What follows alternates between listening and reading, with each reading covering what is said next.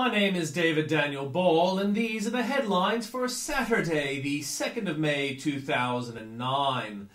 Poor Poetry begins bikie protest ride. Chaser team arrested over Vatican stunt. Mother eaten alive by maggots. Witness puts weapon in bikie's boss's hands.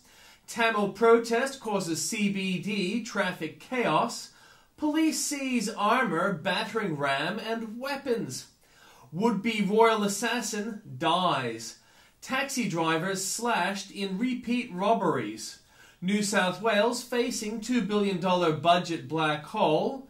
And Mexican epidemic rated not so aggressive. From Tim Blair, Belinda flu. This just in from a man who may or may not have once edited this newspaper, who insists on being known only as El Guapo. The Belinda Neal Spanish Traveler's Phrase book, available now in all good Liberias and aeropuertos. Phrases include, Me gusta mucho Mexico. No sabes quién soy? Favor de tener más tacos, por favor, si no quiero tu restaurante. Ojalá que tu niño se convierte en diablo. He puesto imágenes tuyas en el congelador. No mames arbitro, eso no es fuera del lugar. He pedido mi pasaporte, maleta, dignidad. Mi aerodeslizador este lleno de anguilas. And the translations are there for you, and my apologies to any Spanish speakers out there. Arctic ice reappears, but where's Wilkinson? Marion Wilkinson, August the 4th, 2008. If you want to see climate change happening before your eyes, scientists will tell you go to the ends of the earth tonight. Four Corners goes to Arctic to investigate whether the great sea ice melt will be a tipping point for rapid climate change. The great sea ice is disappearing faster than all predictions, and before your very eyes, the Arctic ice reappears. Will Four Corners report the rise in Arctic ice the way it reported the fall? And an update, Christopher Pearson, on the troubles facing John Quiggin, the Robert Mann, as they try to shut down debate on global warming. There's a gracious tribute to this blog as well. Thanks also to What's Up With That, a skeptical site deservedly booming in popularity and influence. A paper in geomorphology from the University of Athens can't find the accelerated sea rise we're told would be caused by man. And in the third update, ABC's Lateline still hasn't put up the transcript of its interview with global warming skeptic Ian Plimmer on April the 27th. But Lateline has put up the transcript of the introduction to that interview, in which 3 warming believers attack Plimmer. Robert Mann would approve.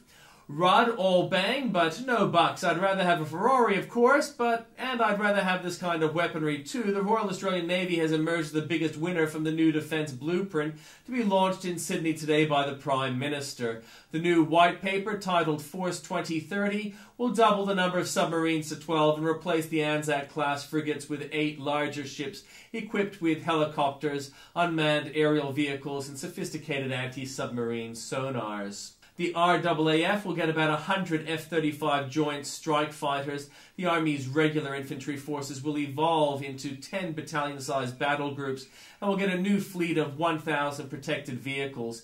The Royal Australian Navy will also get about 20 offshore combatant vessels, up to 2,000 tons. The Permanent Defence Force will grow to about 58,000 personnel from its current size of 53,000.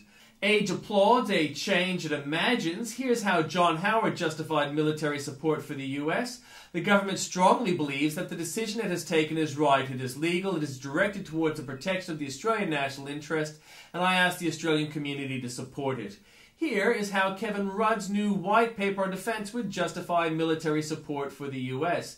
The government recognises that Australia can and should play its part in assisting the US in dealing global and regional security challenges, and we have a demonstrated capacity and willingness to do so. However, we must never put ourselves in a position where the price of our own security is a requirement to put Australian troops at risk in distant theatres of war where we have no direct interest at stake.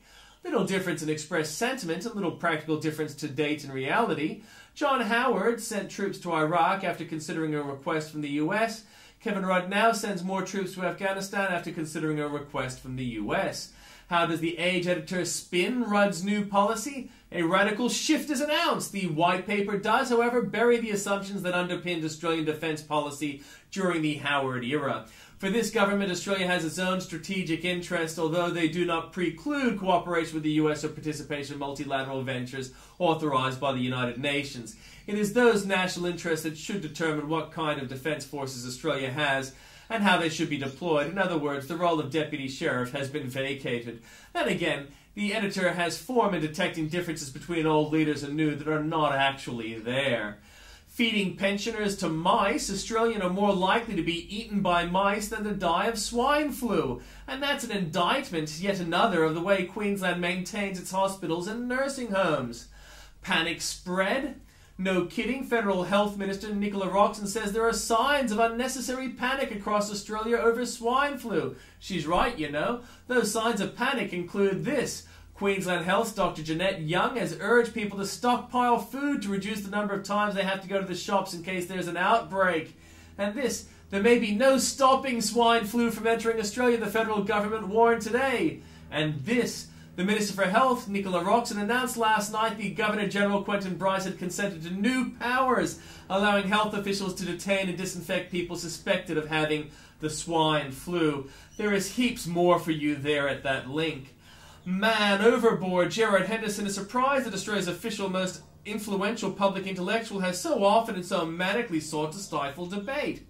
Henderson traces the no-argument history of Robert Mann, whose intolerance of dissent has now landed him in yet another nasty brawl, this time at the Monthly, or as it is to be renamed, The Man. Interestingly, Henderson manages to identify more man hypocrisies than man can stolen children. Howard blasts Rudd's spending. John Howard says Kevin Rudd is spending too much and on giveaways that will not work. Singling out Australia as well as Britain, he tells NRO Television, "I worry about any government which goes too heavily into debt. They are spending too much. You are putting a burden on future generations. I'm convinced that a lot of this fiscal stimulus is going to add to economic activity." And a lot more there for you at the link. Former Federal Reserve Chairman Paul Volcker may be one of Barack Obama's economic advisors, but he worries about calls for more regulation and moves to even more stimulus spending. Why are these politicians siding with Pratt? Good question, answered at the link.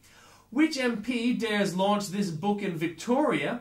A politician makes a stand. Queensland National Senator Ron Boswell today announced that in the interest of balanced debate on climate change, he would be launching the Brisbane release of Heaven and Earth, Global Warming, The Missing Science by controversial author Ian Plimmer. Holding cases goes to water. Why, let's ask our Minister for No Water, Tim Holding, a question that will puzzle everyone with a water bill. Why are we being asked to pay more when we're being made to use less? Rudd sacks the people he promised to employ. I read that yesterday, but there's been an update. Former New South Wales Labor Treasurer Michael Costa says Kevin Rudd's belated acknowledgement that Australian economy is in recession means his preferred political strategy, using the national credit card in the hope of avoiding the symbolically important technical recession before he can credibly call a federal election, is in tatters. NASA backs off from permanent moon base. Obama has changed policy. That permanent moon base NASA's been talking about for years looks like it might not happen. Is Obama delaying the recovery? Asks Peter Ferrara. By now, the current recession is officially the longest since World War II. The National Bureau of Economic Research dates the recession as starting sometime during December '07. The longest recession since World War II was 16 months, with the average being 10 months. By today, the current recession has clearly lasted more than 16 months. Those sobering facts raise the question, are President Obama's economic policies promoting recovery or delaying it? A lot more there for you to link. And Bill O'Reilly asks, how dumb are we Americans? A new Rasmussen poll on President Obama is somewhat startling and worth analyzing because Rasmussen is very accurate. According to the data, 34% of Americans strongly approve of the president's job performance, while 32% strongly disapprove. So that's why the debate over Barack Obama is so raucous. He may be a popular guy, but the country remains divided on the job deal. Also, 73% of Americans now expect government spending to rise. That's up from 54% last November. But get this, just 69% say Barack Obama is a political liberal. What? Where are the other 31%? Oh, they think he's moderate or something. A lot more there for you at the link.